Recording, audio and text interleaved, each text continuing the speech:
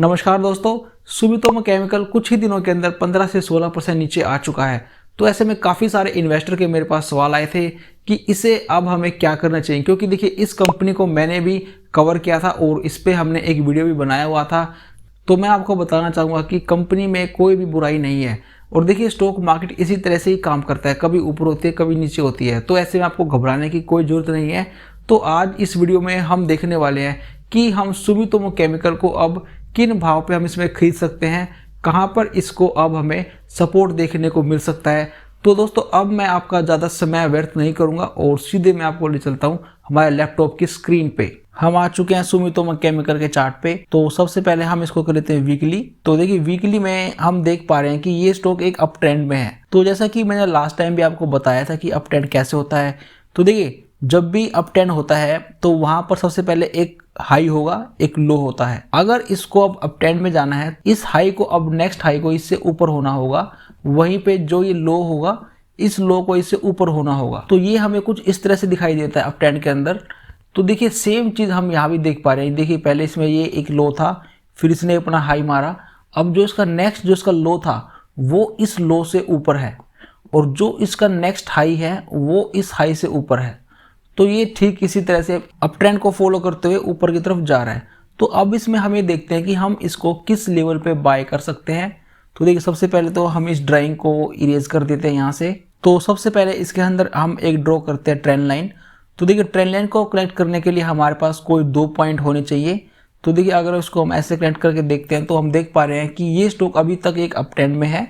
इसके बाद हम एक काम करते हैं, हम इसको ले चलते हैं डेली चार्ट पे। तो वहाँ पर हमारे पास थोड़ा सा और डेटा अवेलेबल होगा। इसके अंदर हम एक ट्रेंड लाइन और ड्रॉ कर सकते हैं जो कि कुछ यहाँ से बनेगी। तो कहने का मतलब है कि जब जब ये स्टॉक इस ट्रेंड लाइन के पास आएगा तो हम इसमें मान के चल सकते हैं कि इसके अंदर हमें एक बाइंग का प्रेशर देखने को मिलेगा। तो देखिए ये जो हमारी ट्रेंड लाइन है ये भी एक तरह का सपोर्ट का काम करती है, पर इसके अलावा भी और भी हम इसमें सपोर्ट्स ढूंढते हैं। तो देखिए सबसे पहले तो हम यहाँ पे देखते हैं कि कहाँ पर इसने पास्ट में खिचड़ी बनाई थी। तो देखिए खिचड़ी से मतलब है कि मेरा कहाँ पर इस स्टॉक्स ने लास्ट टाइम में बायर और सेलर के बीच में अपनी एक लड़ाई लड़ी थी। तो हम यहाँ पे देख पा रहे हैं कि इसमें कुछ इस लेवल के आसपास इसमें हमें कुछ बाइंग प्रेशर देखने को मिले था। तो मैं एक बार के लिए इसको हटा देता हूँ यहाँ से। तो देखिए अभी हम थोड़ा इसको ईजी में समझते हैं।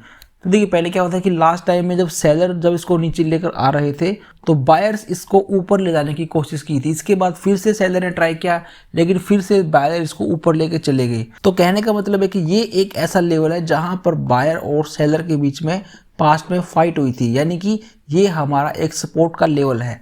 अब देखिए इस चीज़ को हम अपनी एक चीज़ से और कंफर्म करते हैं जो कि होगी हमारी 200 दिन की मूविंग एवरेज।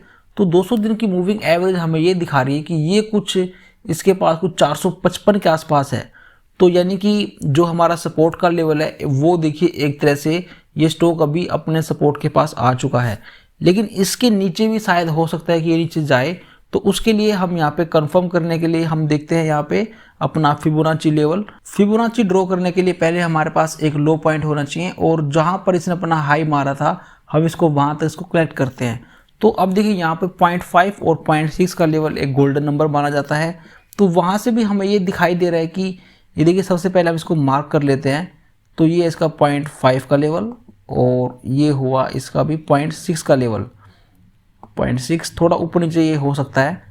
तो अब मैं अपनी जो फिबोनाची जो मैंने लगाई है हम उसको हटा देते हैं। तो वो भी हमें ये दिखा रही है कि कुछ 370 से 400 की एक ऐसी रेंज होगी जहाँ पर कि इस सपोर्ट को माफ कीजिए जहां पर कि इस स्टॉक को बाइंग प्रेशर देखने को मिल सकता है।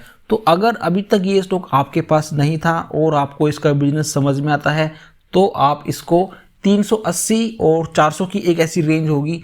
अब देखिए ये बिल्कुल कंफर्म नहीं है कि ये इन्हीं लेवल तक आएगा, क्योंकि इससे पहले भी इसको काफ़ी सारे देखिए यहाँ पे हर्डल है। अगर इसको नीचे आना है तो इसको नीचे आने में काफ़ी देखिए दिक्कत होगी। सबसे पहले इसको 450 का लेवल ब्रेक करना होगा, क्योंकि वहाँ पर देखिए 200 दिन की मूविंग एवरेज भी है और पास्ट में ये एरिया पहले जो रेजिस्टेंस होता था अब वो इसके लिए एक्ट करेगा एज ए सपोर्ट। तो एक ये 450 का लेवल है जिसको कि इसे तोड़ना काफ़ी मुश्किल होगा। अगर वो टूट जाता है तब हमें हमारा नीचे का जो लेवल है 420-400 रुपये का वो हमें देखने को मिल सकता है।